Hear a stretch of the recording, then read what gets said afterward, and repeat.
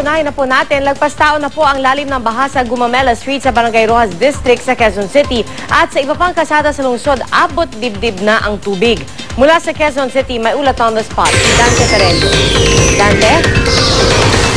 Yes, Pia, lubog na nga sa baha ang maraming lugar dito sa Quezon City dahil naman yan sa walang patid na pag-ulan nitong nakalipas na magdamag na ating naranasan. Pia, sa ating pag-iikot kanina ang Araneta Avenue nasa hanggang dibdib ang baha kaya hindi na ito madaraanan.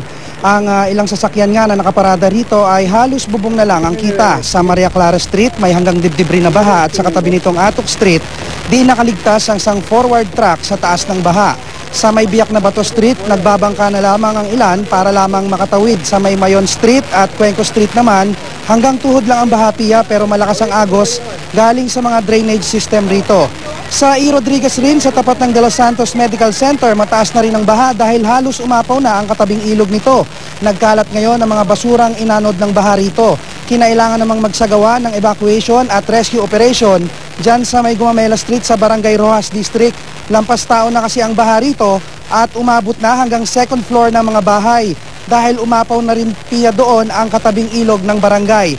Di lamang mga tao kundi maging mga alagang hayop ang kinailangang ilikas rito at pansamantalang tumutuloy ngayon sa simbahan at covered court ng barangay ang mga residente.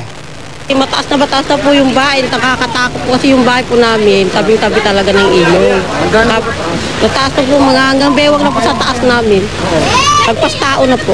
Nanginginig na ako, nagugutom yung mga bata.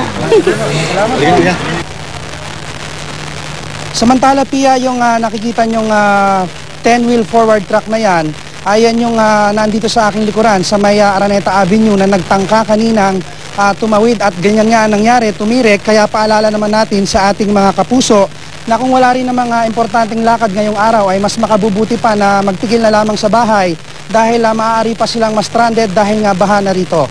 At yan ang mainit na balita mula rito sa Quezon City. Balik sa iyo, Pia. Maraming salamat, Dante Perello.